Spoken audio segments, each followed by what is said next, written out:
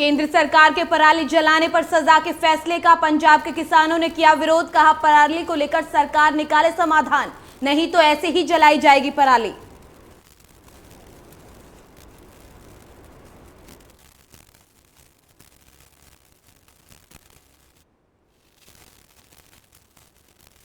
Captain सरकार ने घटाया ग्रामीण विकास फंड, अब 2% की जगह 1% मिलेगा फंड। किसानों का कहना, अब कैसे होगा गांव का विकास।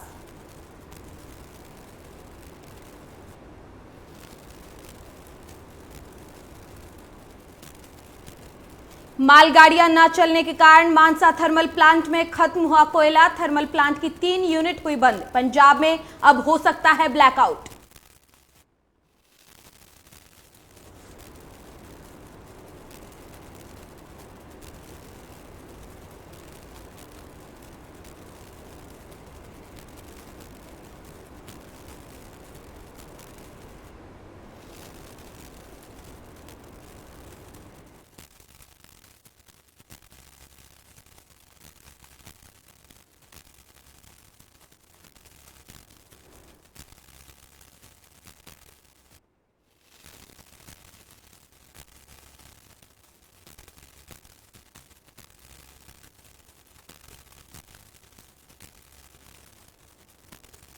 मोगा में दिल दहलाने वाला मामला आया सामने। एक शख्स का पेड़ पर लटका मिला शव। पुलिस ने शव को कब्जे में लेकर पोस्टमार्टम के लिए भेजा।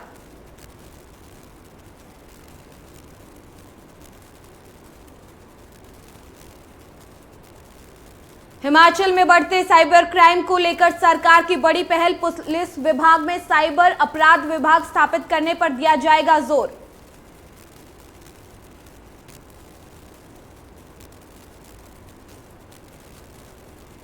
हिमाचल में बड़ी प्रशासनिक फेरबदल। हिमाचल सरकार ने 19 पुलिस अधिकारियों का किया तबादला। डीएसपी से एसपी रैंक के अधिकारी शामिल।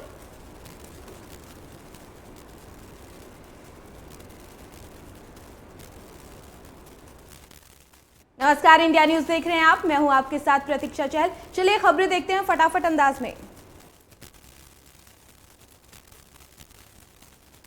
बिहार चुनाव प्रचार के बाद राहुल गांधी शिमला पहुंचे। यहां वो अपनी बहन प्रियंका के घर पर छराबड़ा में ठहरेंगे। राहुल गांधी चंडीगढ़ से फ्लाइट के बाद वाया रोड शिमला पहुंचे हैं।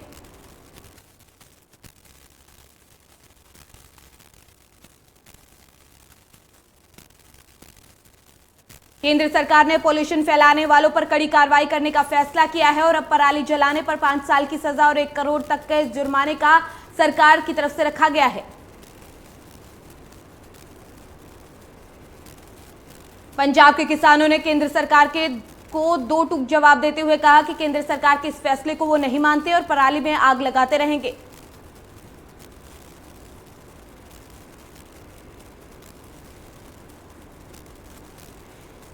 बीजेपी के सीनियर नेता और पूर्व केंद्रीय राज्य मंत्री विजय सापला ने कहा कि केंद्र की टीम ने पंजाब की कोर कमेटी को दिल्ली में बुलाया है और वहां पर पंजाब की समस्याओं पर बात की जाएगी। सापला ने हाईकोर्ट द्वारा पंजाब सरकार पर फटकार लगाए जाने पर कहा कि पंजाब सरकार अपना फर्ज अच्छी तरह से नहीं निभा रही, जिसके चलते हाईकोर्ट ने पंजाब सरकार को फटकार लगाई है। पंजाब में बिजली के संकट पर बोलते हुए सापला ने कहा कि पंजाब सरकार ईमानदारी से अपना फर्ज नहीं निभा रही, उनकी कथनी और करनी में खोट है।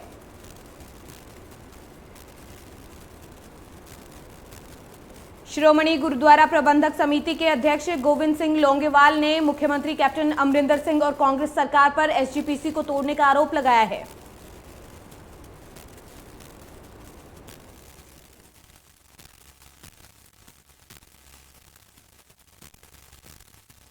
केंद्र सरकार की तरफ से पारित तीनों कानून के खिलाफ पंजाब भर में किसान संगठन सड़कों और रेलवे ट्रैक पर विरोध कर रहे हैं।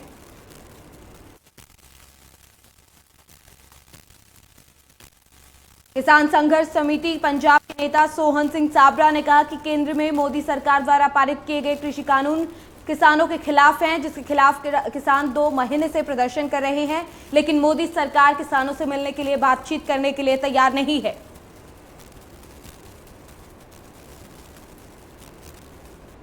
फतेहगढ़ साहिब में सांसद अमर सिंह ने धान खरीद की सुचारू खरीद सुनिश्चित करने के लिए अमरगढ़ निर्वाचन क्षेत्र अमरगढ़ सहित मानवी, चौंदा, भूरथला और खानपुर की मंडियों का दौरा किया। वहीं अमर सिंह ने कहा कि उन्होंने अब तक अमरगढ़ निर्वाचन क्षेत्र के विकास कार्यों को लेकर करीब 62 लाख रुपए का भुगतान किया है। अमरगढ़ निर्वाचन क्षेत्र के लिए धन की कोई कमी नहीं होने दी जाएगी। मलेरकोटला में आम आदमी पार्टी ने प्रो जसवंत सिंह गजन मजरा को किसान विंग का उपाध्यक्ष नियुक्त किया है, जहां आप कार्यकर्ताओं की तरफ से उनका स्वागत किया गया।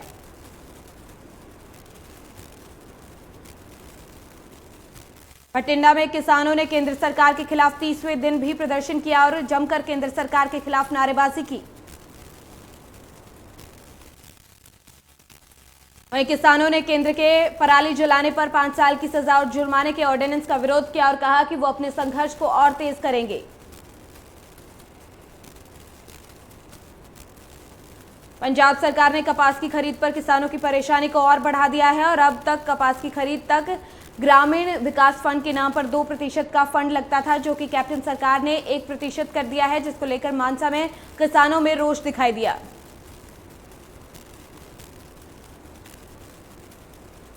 किसान संगठनों की तरफ से रेल आवाजाही खोलने और एक दिन कोयले की सप्लाई मिलने के बाद मानसा के गांव बनावली में स्थापित 1980 मेगावाट क्षमता वाले तलवंडी साबो थर्मल प्लांट के तीनों यूनिट फिर से बंद हो चुके हैं।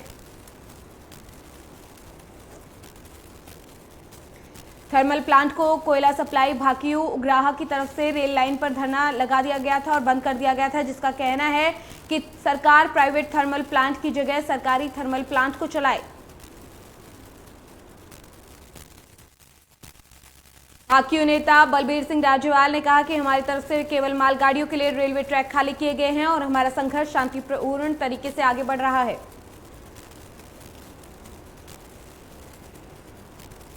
संगरूर में किसान जथेबंदियों ने कृषि कानून के खिलाफ ऐलान किया है कि वो आगामी 5 नवंबर को पूरे भारत में चक्का जाम करेंगे। किसान जथेबंदियों ने कहा कि केंद्र सरकार ने फिर भी अगर कृषि कानून को रद्द नहीं किया तो आंदोलन को और तेज किया जाएगा।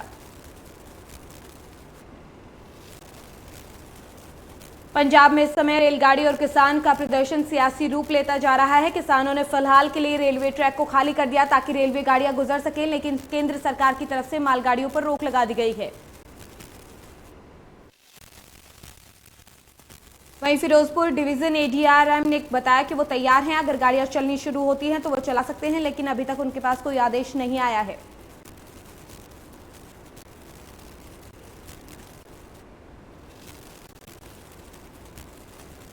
लुधियाना पुलिस ने अलग अलग मामलों में बरामद वाहनों, मोबाइल, नकदी और अन्य सामान को लोगों को हवाले करने के लिए एक सुपुर्दगी मेला लगाया, जिसमें बड़ी संख्या में लोगों को उनका सामान वापस दिया गया। कपूरथला में मॉडर्न जेल में ड्यूटी पर जा रहे 2 पुलिसकर्मियों को मुख्य गेट पर तैनात सिक्योरिटी गार्ड ने रूटीन चेकिंग के लिए रोका तो दोनों सिक्योरिटी गार्डों से विवाद करना शुरू कर दिया। सूचना पाकर मौके पर पहुंचे डीएसपी सिक्योरिटी ने विवाद सुलझाने की कोशिश की। वहीं दोनों ने डीएसपी के साथ हाथापाई की और दुर्व्यवहार किया, जिस कारण जेल डीएसपी को दोनों कर्मियों को मौके पर ही सस्पेंड करना पड़ा और थाना कोतवाली में मामला दर्ज करने के आदेश दे दिए गए। जेल एसपी बलजीत सिंह भुम्मड़ ने बताया कि जेल में गार्ड की ड्यूटी लगाई जानी थी। जेल के बाहर क्वार्टर्स में एचसी कश्मीर सिंह और HC Sukhwinder Singh duty join करने के लिए मुख्य गेट पर पहुंचे तो सिक्योरिटी ने उनकी तलाशी लेना चाहिए, जो कि नियम के अनुसार होनी थी, मगर दोनों कर्मियों ने तलाशी देने से इनकार कर दिया, जिसको लेकर यह पूरा विवाद हुआ। मोगा के गांव अजीतवाल में 5 से 6 दिन पुराना शव पेड़ पर लटका हुआ मिला। शव मिलने से इलाके में सनसनी फैल गई। लोगों ने इसकी सूचना पुलिस को दी। बताया जा रहा है कि गांव अजीतवाल में 30 से 35 साल के शख्स का शव बिजली घर अजीतवाल के नीम के दरख्त पर लटकता हुआ मिला। शव का पता तब चला जब उसमें बदबू आने लगी। बिजली घर के कर्मचारियों ने शव को देखा और पुलिस को इसकी सूचना दी। वही सूचना के बाद पुलिस मौके पर पहुंची और शव को पोस्टमार्टम के लिए अस्पताल में भिजवाया गया। हालांकि अभी शव की शिनाख्त नहीं हो पाई है, पुलिस जांच कर रही है।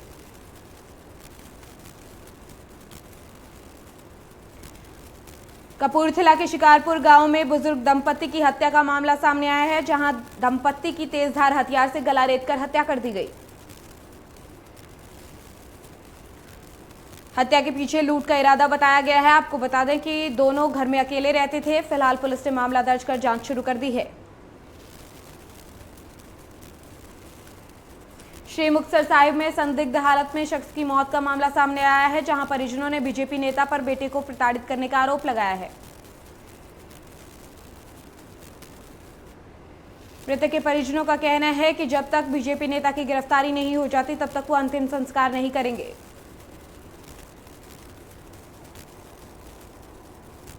बीजेपी नेता तरसेम गोयल दिनेश को धमका रहा था, जिसके 2 दिन बाद दिनेश की मौत हो गई। वहीं पुलिस ने मामला दर्ज कर जांच की बात कही है। फाजिल्का के लादुका गांव में मोटरसाइकिल सवार शख्स की अज्ञात लोगों ने गोली मारकर हत्या कर दी, जिसकी पहचान रशपाल सिंह पुत्र निधान सिंह गांव मोहम्मदवाला के रूप में हुई है। सूचना पाकर घटनास्थल पर पहुंची पुलिस ने शव को कब्जे में लेकर पोस्टमार्टम के लिए भेज दिया और अज्ञात हमलावरों के खिलाफ मामला दर्ज कर जांच शुरू कर दी। पलाचौर के बुर्जवेट गांव में एक बेटे ने अपने ही मां बाप की हत्या कर दी और मौके से फरार हो गया। फिलहाल पुलिस ने मामला दर्ज कर जांच शुरू कर दी है।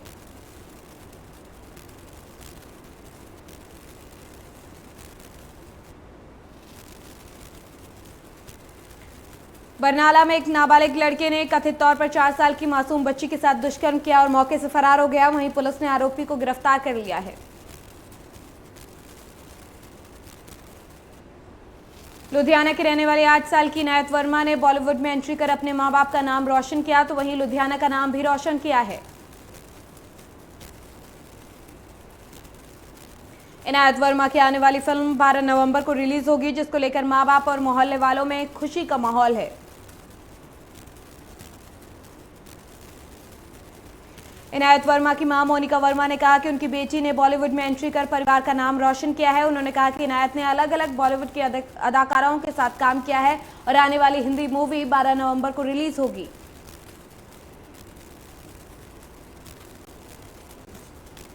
हिमाचल सरकार ने 19 पुलिस अधिकारियों के तबादले कर दिए। एचपीसीएस अधिकारियों में Surender Kumar DSP Bassi, Abhimanyu Verma DSP Naina Devi, Sanjeev Kumar DSP Daroh, Dharamchand DSP McLeodganj, Renu Kumari DSP PTCA Daroh आदि शामिल है। हिमाचल के राज्यपाल बंडारू दत्तात्रेय ने कहा कि साइबर अपराध को रोकने के लिए पुलिस विभाग में अपराध के लिए अलग से साइबर अपराध को विभाग होना चाहिए, ताकि साइबर अपराध को रोका जा सके। साथ ही उन्होंने क्राइम विषय पर राजभवन में समीक्षा की बैठक की अध्यक्षता करते हुए इन अपराधों के आंकड़ों पर पुलिस विभाग के प्रयास की सराहना की। मुख्यमंत्री जयराम ठाकुर ने बल्क ड्रग पार्क पर फार्मा उद्योगों के प्रतिनिधियों के साथ वेबिनार में शिरकत की और कहा कि हिमाचल प्रदेश देश के उन चुनिंदा राज्यों में से है जहां पर बिजली और पानी न्यूनतम दरों पर उपलब्ध है। जयराम ठाकुर ने कहा कि पीएम मोदी की अगुवाई में भारत सरकार आत्मनिर्भर भारत को सफल बनाने के हर कोशिश कर रही है और देश में 3 बल्क ड्रग पार्क स्थापित करना इस दिशा में एक ठोस कदम है। हिमाचल सरकार ने ऊना जिला में बल्क ड्रग पार्क विकसित करने का प्रस्ताव भेजा है, जिससे राज्य में फार्मा गतिविधियों को व्यापक स्तर पर प्रोत्साहन मिलेगा। बल्क ड्रग पार्क विकसित करने के लिए 1000 करोड़ रुपए का अनुदान दिया जाएगा। इससे न केवल राज्य की आर्थिकी मजबूत होगी बल्कि युवाओं को रोजगार के मौके भी मिलेंगे। जयराम ठाकुर ने कहा कि इस प्रस्तावित पार्क के लिए 1400 एकड़ भूमि का चयन किया जा चुका है।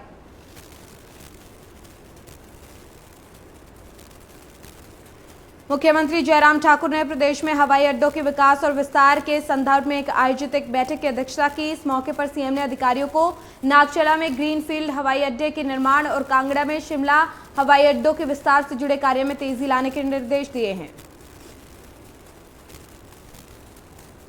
जयराम ठाकुर ने कहा कि नागचला हवाई अड्डे के निर्माण के लिए 2936 बीघा भूमि चिन्हित कर दी गई है और जनवरी 2020 में स्थल के लिए मंजूरी ली जा चुकी है।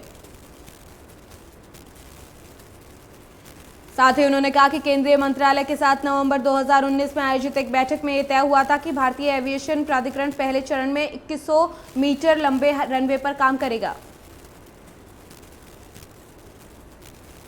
सीएम के साथ इस बैठक में जल शक्ति मंत्री महेंद्र सिंह, अतिरिक्त मुख्य सचिव आरडी धीमान और प्रबोध सक्सेना, प्रधान सचिव और निदेशक पर्यटन मौजूद रहे।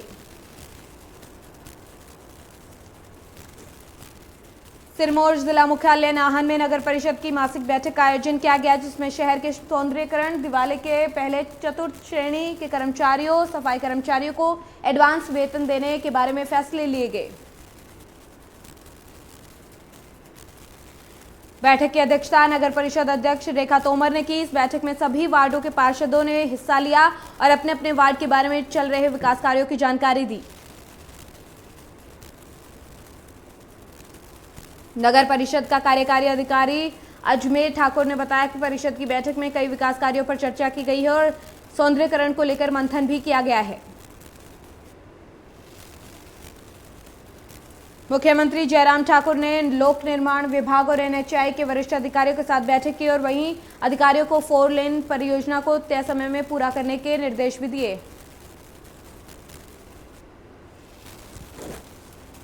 वहीं लोक निर्माण विभाग और भारतीय राष्ट्रीय राजमार्ग प्राधिकरण को उच्च मार्गों को गड्ढा मुक्त बनाने के लिए भी निर्देश दिए गए हैं।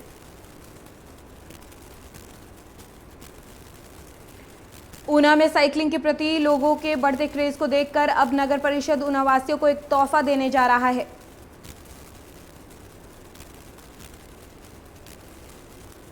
ऊना शहर में स्थानों को चिन्हित किया गया है और साइकिल पॉइंट के रूप में उभारा जाएगा। वहीं नगर परिषद के अध्यक्ष बाबा अमरजोत सिंह इस पूरे काम का पूरा रूप देंगे।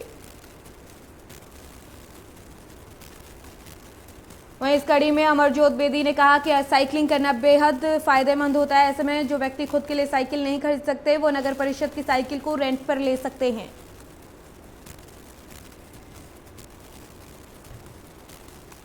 यूपी के हाथरस, बलराम और बाराबांकी में दलित बच्चों और युवती के साथ हुए दुष्कर्म को लेकर शिमला में दलित शोषण मुक्ति मंच की तरफ से धरना दिया गया। दलित शोषण मुक्ति मंच ने डीसी के माध्यम से राष्ट्रपति को ज्ञापन भी सौंपा, साथ ही योगी सरकार को बर्खास्त करने की मांग की। केंद्र सरकार ने अब मिठाई को लेकर नए नियम बनाए हैं, जिसके तहत सभी मिठाइयों पर एक्सपायरी तिथि भी सुनिश्चित की जाएगी। ये नए नियम अक्टूबर महीने से लागू हो जाएंगे। इसी को लेकर स्वास्थ्य विभाग के फूड सेफ्टी विभाग ने नाहन में मिठाई व्यापारियों के साथ एक बैठक की और इसमें मिठाई की गुणवत्ता के साथ साथ एक्सपायरी डेट के बारे में भी बताया। सहायक फूड कमिश्नर डॉक्टर अतुल कायस ने बताया कि सरकार के मिठाई संबंधी नए नियमों की जानकारी देने के लिए बैठक रखी गई थी और मिष्ठान व्यापारियों को इस प्रक्रिया के बारे में जानकारी दी गई है। चंबा के सलूनी मार्ग पर सड़क हादसा हो गया, जिसमें कार सवार एक शख्स की मौत हो गई जबकि एक शख्स गंभीर रूप से घायल हो गया। औद्योगिक क्षेत्र बद्दी में एक 12 साल का बच्चा 13 अक्टूबर से लापता है, जिसका अभी तक कोई अता पता नहीं चल पाया। पीड़ित परिवार ने पुलिस प्रशासन से जल्द बच्चे को ढूंढने की अपील की है। ज्वालामुखी के विश्वविख्यात शक्तिपीठ मंदिर में शारदीय नवरात्र में कोरोना का असर देखने को मिला। इस मौके पर नकदी और चढ़ावा काफी कम दर्ज किया गया।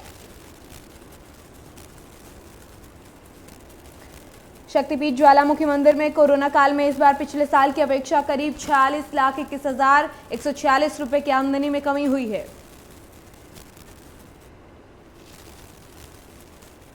देव महाकुंभ अंतर्राष्ट्रीय दशहरा उत्सव का मुख्य आकर्षण रहने वाले भगवान रघुनाथ का शिविर भक्ति में हो उठा।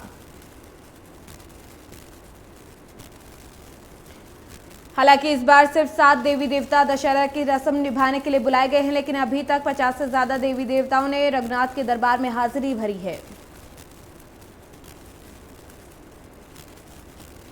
जम्मू कश्मीर के कुलगाम में आतंकियों ने एक बार फिर बीजेपी के कार्यकर्ताओं को निशाना बनाया। आतंकी हमले में बीजेपी के 3 कार्यकर्ताओं की मौत हो गई। इस हमले की जिम्मेदारी लश्कर-ए-तैयबा से जुड़े एक संगठन ने ली, जिसने सोशल मीडिया पर पोस्ट डालकर धमकी दी है कि शमशान घाट भी ओवरबुक हो जाएंगे। पूरी दुनिया में कोरोना का आंकड़ा 4,53,00,000 के पार। अब तक 11,86,000 से ज्यादा मरीजों ने गंवाई जान। पूरी दुनिया में अब 1 करोड़ के पार कोरोना के एक्टिव केस। अमेरिका में कोरोना ने जमकर मचाई तबाही। कुल मरीजों की संख्या 92 लाख के पार। अब तक 59,83,000 से ज्यादा मरीज ठीक। कोरोना के मामलों में पूरी दुनिया में तीसरे नंबर पर ब्राजील। अब तक 1,59,000 से ज्यादा मरीजों ने कोरोना के चलते गंवाई जान। कुल मरीजों की संख्या 54,96,000 के पार। रूस में कोरोना के मरीजों की लगातार बढ़ रही संख्या। कुल मरीजों की संख्या 15,81,000 के पार। अभी भी 3,68,000 से ज्यादा केस एक्टिव। 27,301 मरीजों ने कोरोना को दी मात। देश में 24 घंटे में 48,762 नए केस मिले हैं। 562 मरीजों की मौत हुई है। 80 लाख से ज्यादा टोटल केस हैं। 5 लाख से ज्यादा एक्टिव केस। हरियाणा में कोरोना मरीजों का आंकड़ा 1,63,000 के पार। पिछले 24 घंटे में 1,594 नए मरीज, 8 की मौत। एक्टिव केस 11,391 केस से ज्यादा। महाराष्ट्र में कोरोना से एक दिन में हुए 156 मरीजों की मौत। कुल मौत का आंकड़ा 43,710। अब भी 1,27,603 केस एक्टिव। तमिलनाडु में कोरोना से हाहाकार। एक दिन में आए 2,652 नए मामले। अब भी 24,886 से ज्यादा केस एक्टिव। अब तक 11,053 से ज्यादा की मौत। यूपी में कोरोना से लोगों का बुरा हाल। एक दिन में 1,861 नए केस। अब तक 4,46,054 से ज्यादा मरीज ठीक। 25,858 केस एक्टिव। राजस्थान में कोरोना के 15,000 से ज्यादा केस एक्टिव है। एक दिन में 1,790 नए केस आए सामने। मरीजों का आंकड़ा 1,93,000 के पार। दिल्ली में बढ़ रहा कोरोना का संक्रमण। 24 घंटे में सामने आए 5,739 नए केस। 27 लोगों की हुई मौत। 30,000 से ज्यादा केस एक्टिव। आंध्र प्रदेश में एक दिन में आए कोरोना के 2,905 नए मामले। मरीजों का आंकड़ा हुआ 8,17,000 के पार। 26,000 से ज्यादा केस एक्टिव। पंजाब में कोरोना लगातार बढ़ता जा रहा है, जहां पिछले 24 घंटे में 464 नए मामले सामने आए हैं। पंजाब में कुल कोरोना संक्रमितों की संख्या 1,32,000 के पार पहुंच चुकी है। प्रदेश में 4,266 केस एक्टिव हैं।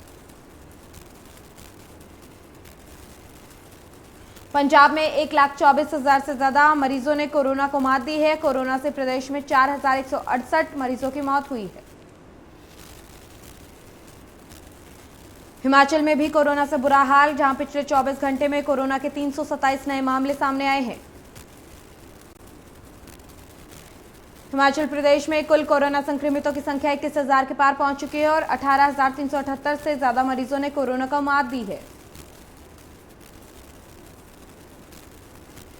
हिमाचल में 2,767 से ज्यादा कोरोना केस एक्टिव हैं। वहीं कोरोना से करीब 301 मरीजों की मौत हुई है।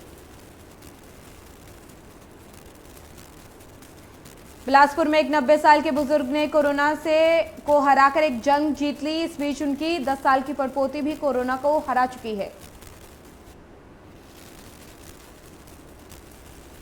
कोरोना वैक्सीन को लेकर जंग जारी। जून 2021 तक ब्राजील को मिल सकती है वैक्सीन। वहीं रूस ने रोका वैक्सीन का ट्रायल। फ्रांस में हुए आतंकी हमले को लेकर अमेरिकी राष्ट्रपति ट्रंप ने जताई चिंता। ट्रंप ने कहा, इस्लामिक हमलों को रोकना है जरूरी। सारे देशों में लड़नी होगी संयुक्त लड़ाई।